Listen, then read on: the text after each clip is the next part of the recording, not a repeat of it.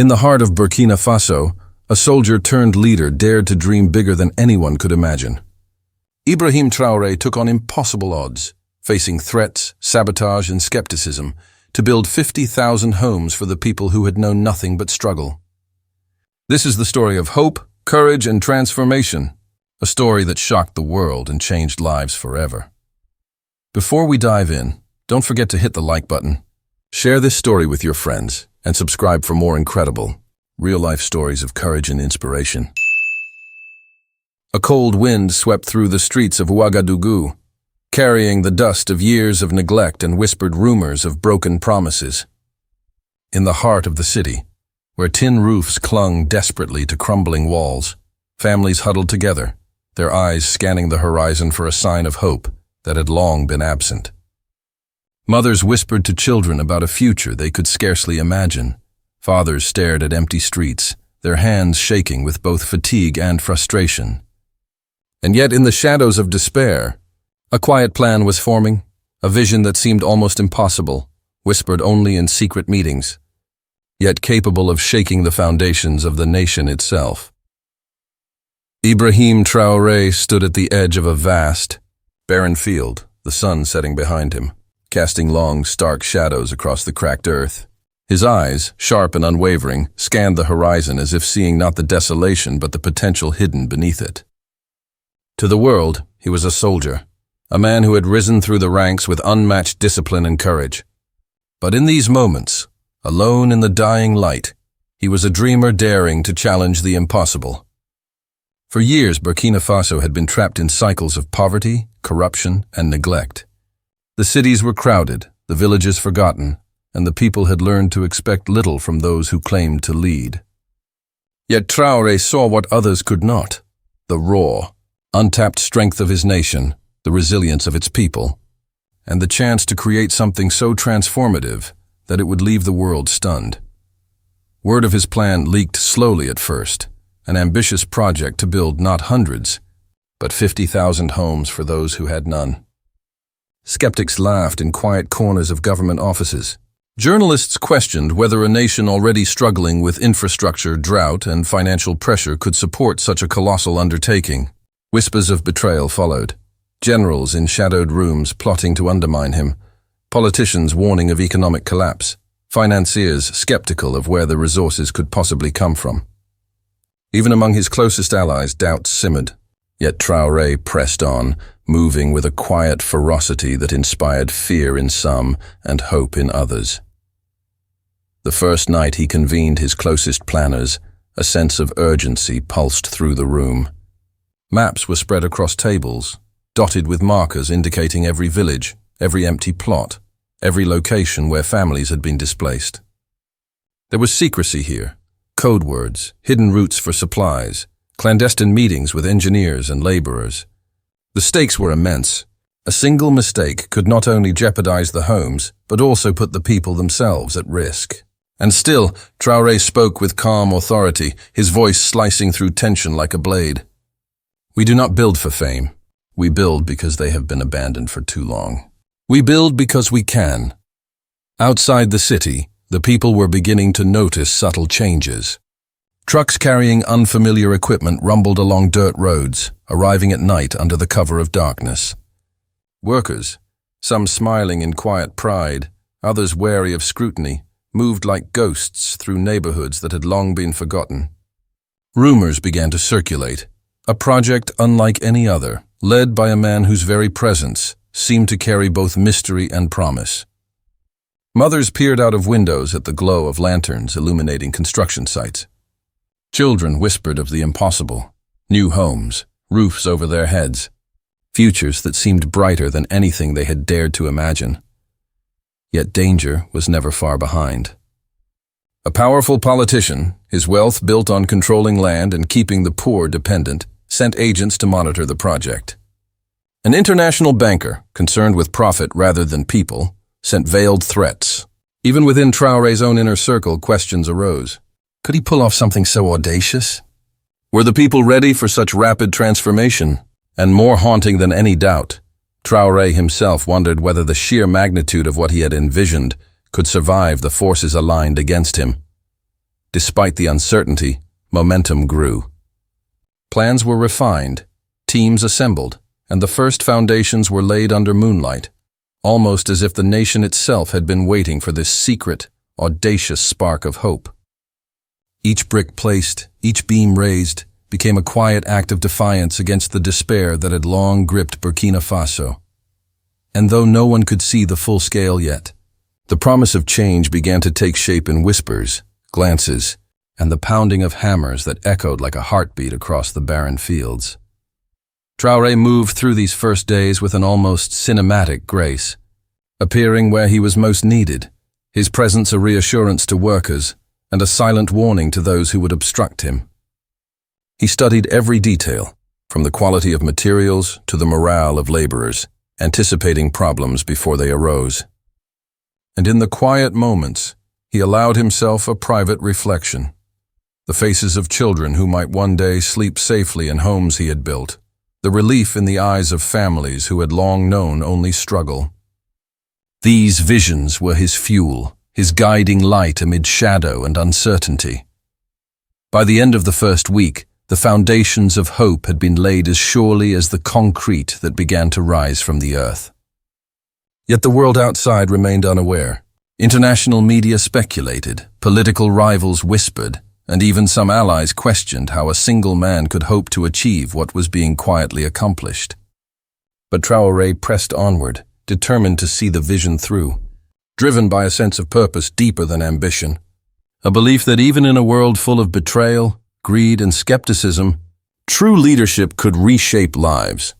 As the sun set on the first completed homes, families gathered at a distance, unsure whether to celebrate or simply watch in awe. The air was thick with anticipation, disbelief, and fragile hope. And as Traoré surveyed the small cluster of finished dwellings, his eyes reflected both exhaustion and quiet triumph. No one had believed it possible. No one had imagined that a soldier-turned-leader could defy expectation, bureaucracy, and doubt to create something so tangible, so revolutionary. Yet here it was, emerging from dust and shadow. The first sign that the impossible might indeed be possible. And just as the first children ran to touch the new walls, their laughter piercing the silence of despair, a shadow loomed, a threat, unseen but palpable, hinting that the road ahead would demand even more courage, cunning, and determination. What he did next would shock not just Burkina Faso, but the world itself. The city's nights became alive with hushed activity. Trucks loaded with bricks and steel rumbled down narrow alleys, their drivers aware that every movement was watched. Shadows lingered, eyes followed, and rumors began to swirl through the cafes and markets. Some said Traoré had secret allies among wealthy foreign backers. Others whispered that hidden generals were ready to sabotage his work. The truth was more complicated, woven in the intricate tapestry of politics, secrecy, and sheer human determination. Traoré moved through it all with an almost preternatural calm, knowing that every step forward was fraught with unseen obstacles. Inside government offices, the murmurs of doubt and dissent grew louder. 3 generals, once close allies, now regarded Traoré with suspicion and thinly veiled hostility. They questioned his audacity, claiming he was overreaching, that his vision would collapse under the weight of logistics and international scrutiny. Their conversations were careful, calculated, yet laced with contempt. "He thinks he can build dreams where there are only ruins," one whispered. Another smirked, adding, "The people will cheer, and then reality will crush them." And him. Meanwhile, in the neighborhoods that had waited decades for relief, a cautious excitement spread. Women whispered of roofs over their heads, of walls that would shield their children from storms. Children ran through alleys imagining homes that glimmered under the sun. Yet the challenges were real. Many families had no legal claim to land, and some sites were contaminated or prone to flooding. Corruption threatened to siphon resources. Materials went missing. Trucks were delayed. Each day was a gamble, and each night ended with Traoré poring over blueprints, revising plans, and recalibrating schedules. He worked not as a commander issuing orders, but as a guardian of his people's fragile hope. Then came the subtle threats that could not be ignored. Letters arrived anonymously, warning that the project could fail if certain officials were not appeased. Anonymous agents trailed trucks, sometimes sabotaging equipment. A shipment of cement was mysteriously delayed for 3 days, leaving workers standing idle under the scorching sun. And yet, in the face of these challenges, Traoré refused to relent. Every setback became a lesson, every obstacle a test of ingenuity. Secretly, he negotiated with engineers and laborers, building trust and loyalty in a way that no political maneuver could replicate. Amid the tension, a strange pattern emerged. Certain shipments arrived without explanation, guarded by men whose allegiance was unknown. Rumors circulated of foreign observers, silent watchers whose purpose was as mysterious as it was potentially dangerous. Traoré treated these mysteries not as threats, but as opportunities, using the intrigue to galvanize his team. He encouraged them to act as if the world were watching, and in a way, it was. Unseen eyes tracked each decision, each brick laid, yet none could predict the discipline and vision guiding every move. Back in the city, ordinary citizens began to play a role in the unfolding drama. Volunteers offered labor without pay, inspired by whispers of what was coming.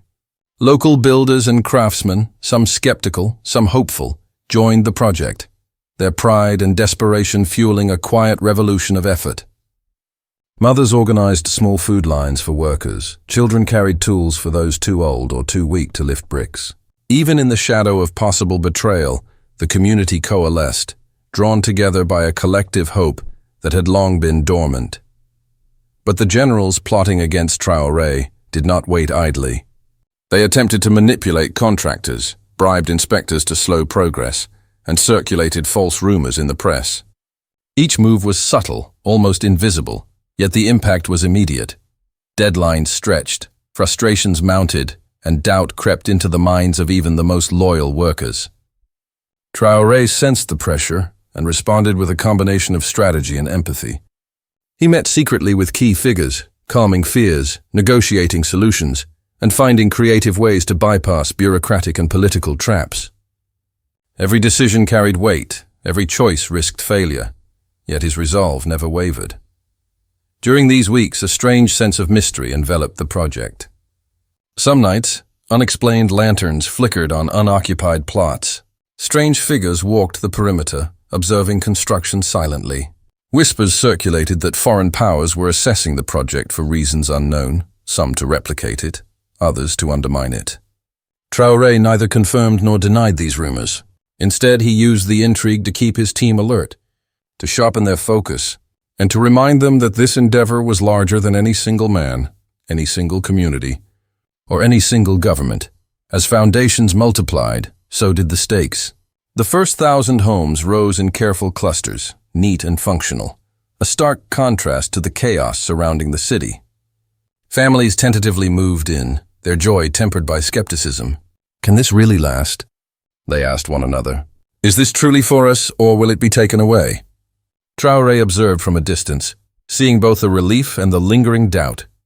He knew the biggest challenges were still ahead, scaling the project, protecting it from sabotage, and maintaining faith amid relentless scrutiny.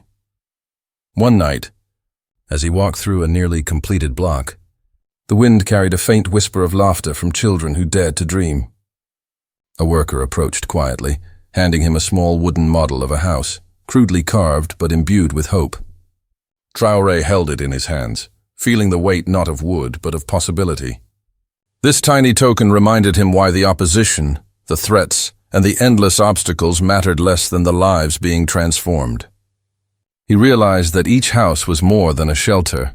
It was a declaration that change was possible, that dignity could be restored, and that dreams could survive even in the harshest soil. As days turned into weeks, the project became a chessboard. Traoré anticipated moves before they were made, intercepted challenges before they became crises, and maintained a sense of calm that belied the storm swirling around him. Generals continued to whisper, bureaucrats continued to delay, and the world outside remained skeptical. Yet brick by brick, wall by wall, the city itself began to shift.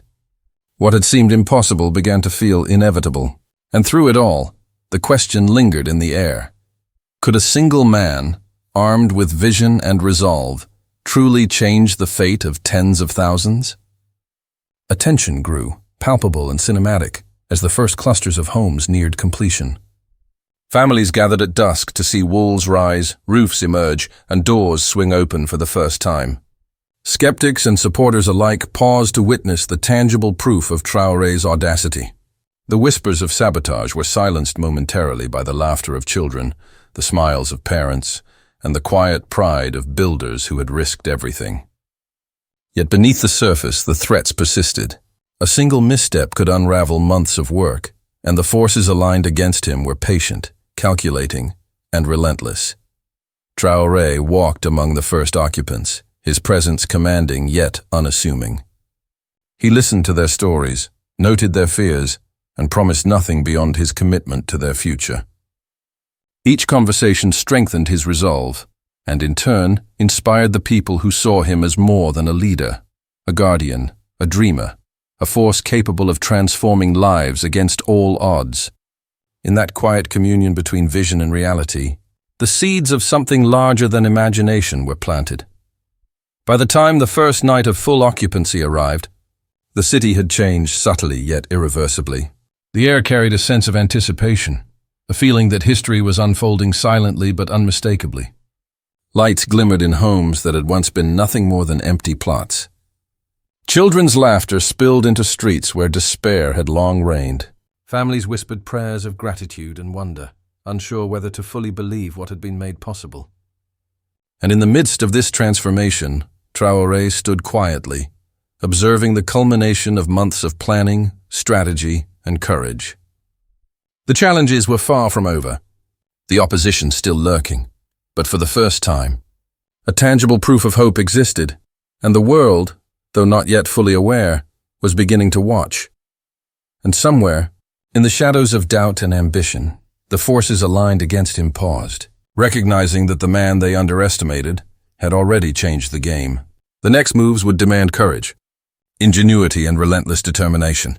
And what came next would push the story beyond imagination, revealing not just a leader, but a symbol of possibility for an entire nation.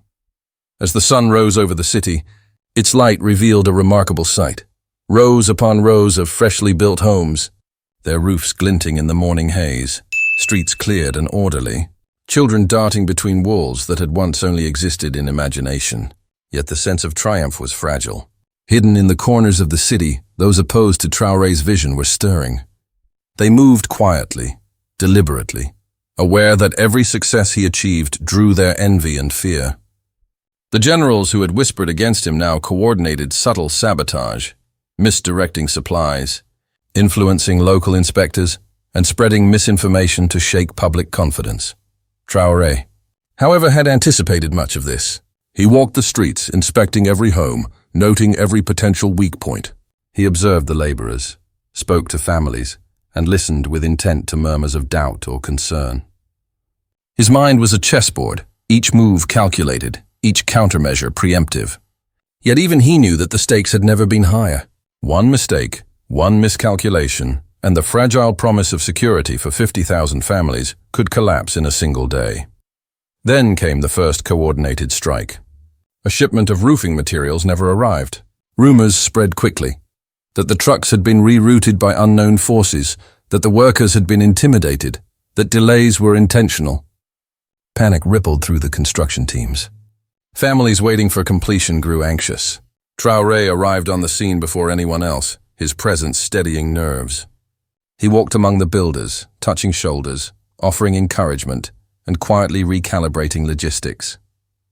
By evening, alternative routes had been arranged, the missing materials sourced, and work resumed as if nothing had occurred.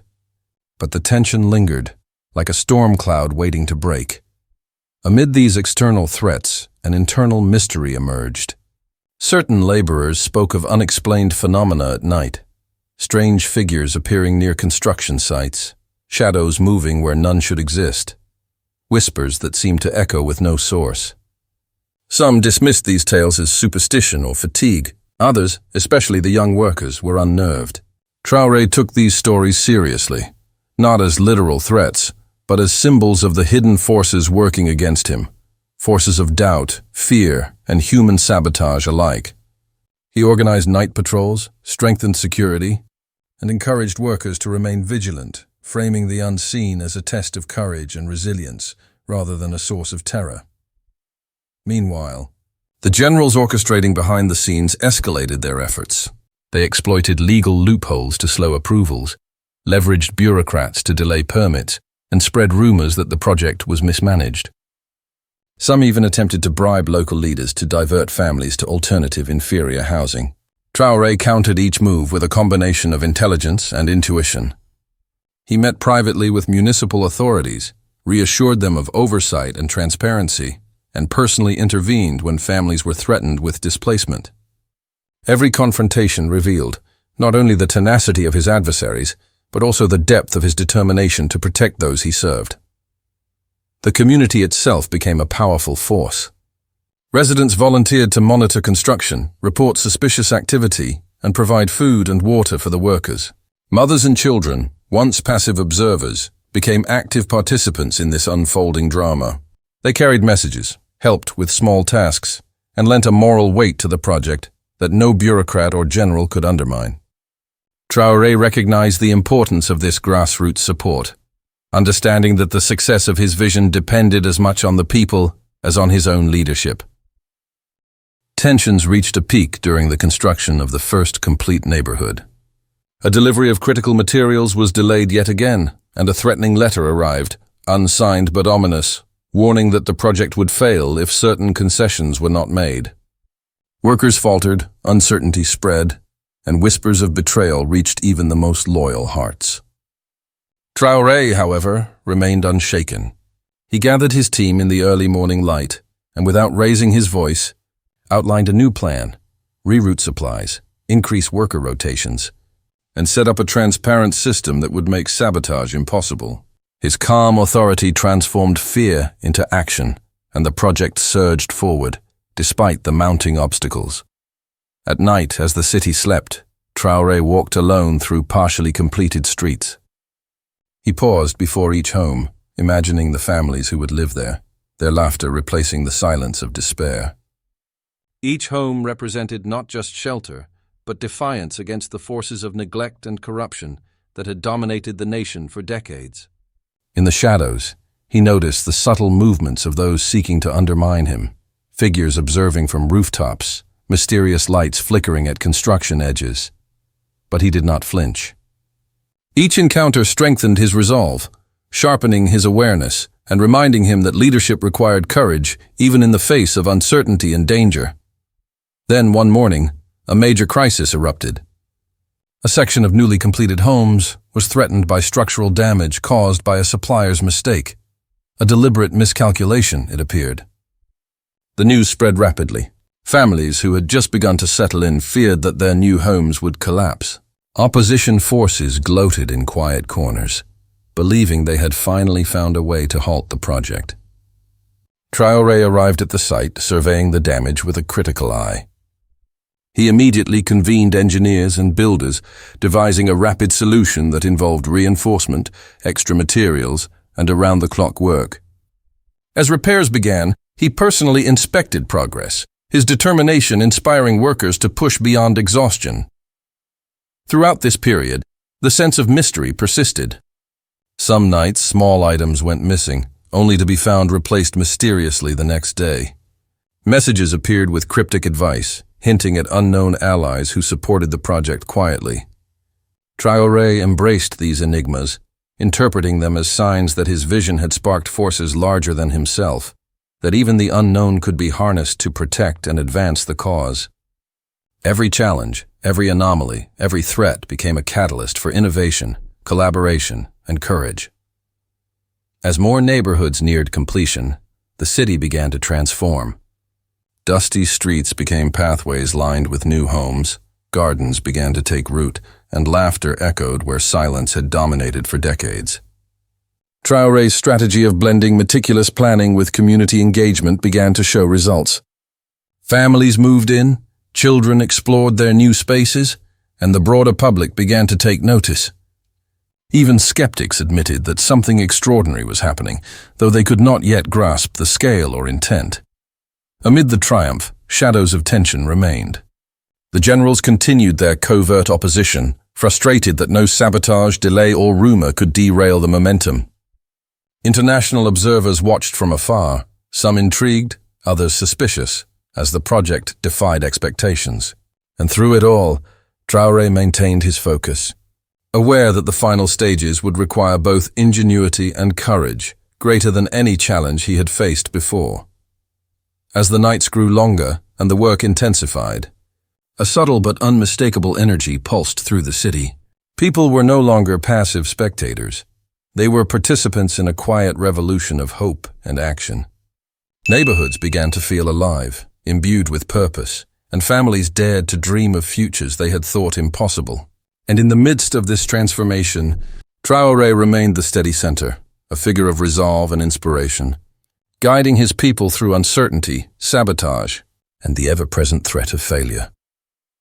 By the end of these pivotal weeks, the first clusters of homes were ready for full occupancy. The city buzzed with anticipation. Streets once silent now hummed with life, workers and residents moving in unison, overcoming obstacles with determination. And Traoré, standing quietly on a hill overlooking the transformed landscape, allowed himself a rare moment of reflection. The journey had been perilous, filled with threats, mysteries, and betrayals, yet the impossible was now visible in brick, mortar, and laughter.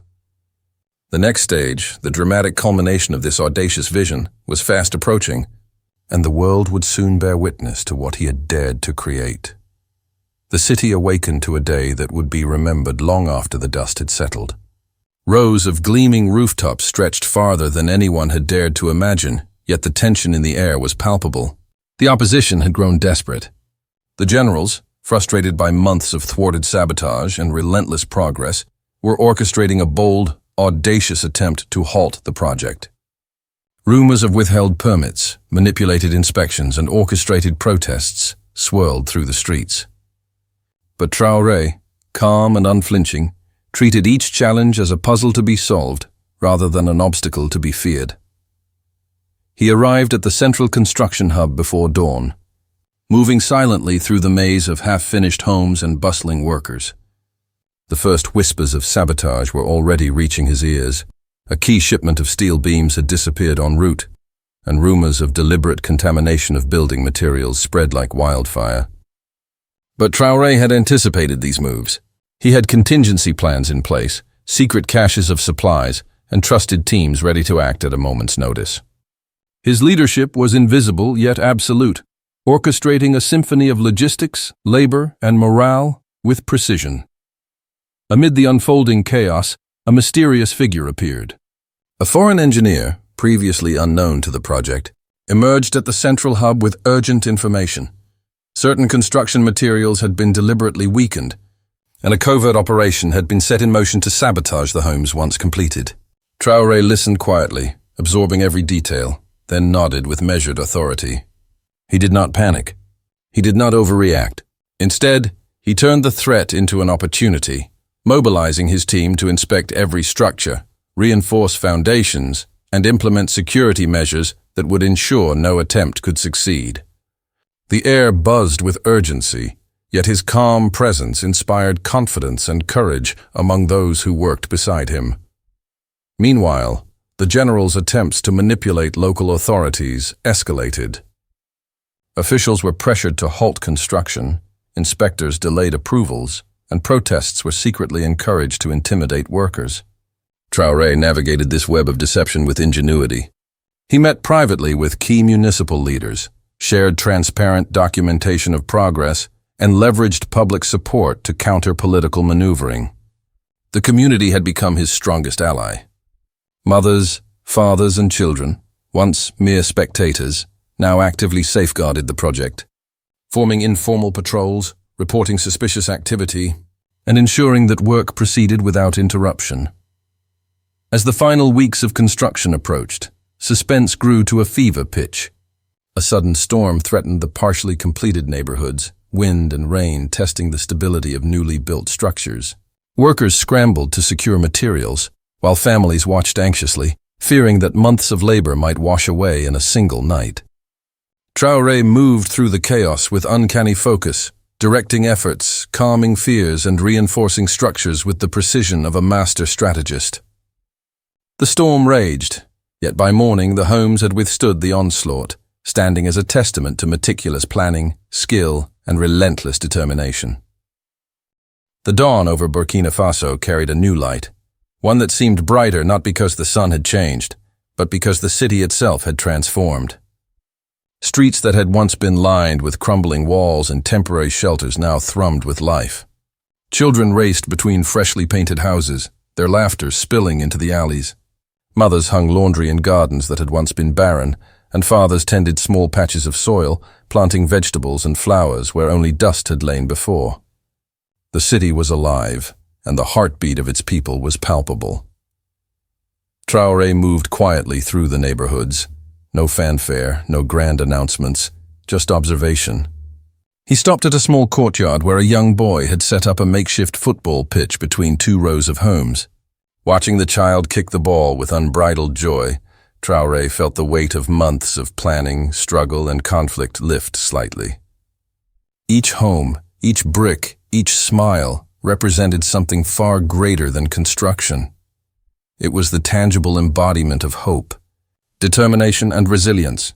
Even as the city celebrated, the remnants of opposition lingered. The generals who had tried to sabotage the project were now marginalized, their influence broken. They attempted to issue statements of criticism, but public support for Traoré and the housing initiative was overwhelming. Citizens spoke openly about the changes in their lives, about families finally having roofs over their heads, about communities that could grow without fear of displacement. The power of public recognition, combined with Traoré's strategic foresight, had neutralized the opposition. Their whispered threats dissolved into irrelevance. Beyond the borders of Burkina Faso, the story began to echo. International media highlighted the audacity of building 50,000 homes amid economic pressure, political skepticism, and logistical nightmares. Analysts debated how such a project could have succeeded, often glossing over the human determination that had driven it. Traoré did not seek praise or fame, yet the recognition arrived nonetheless, a reminder that actions rooted in courage and vision inevitably ripple beyond the immediate sphere of influence.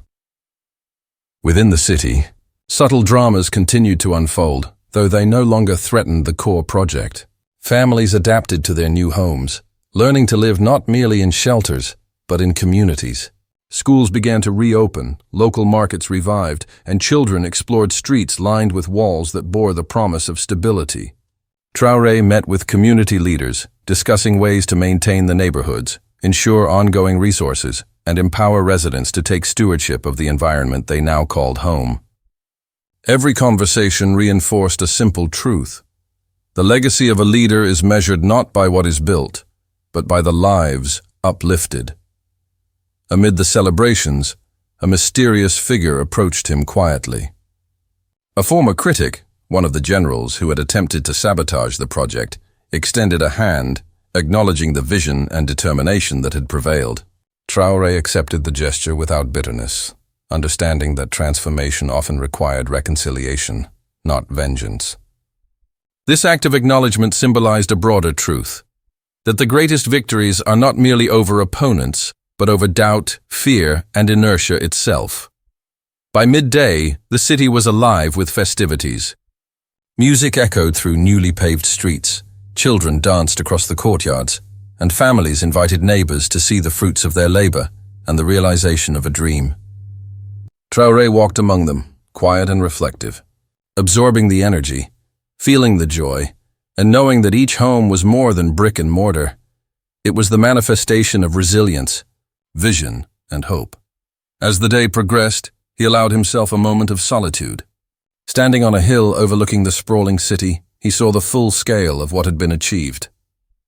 The once desolate landscape was now a mosaic of roofs, gardens, and streets teeming with life.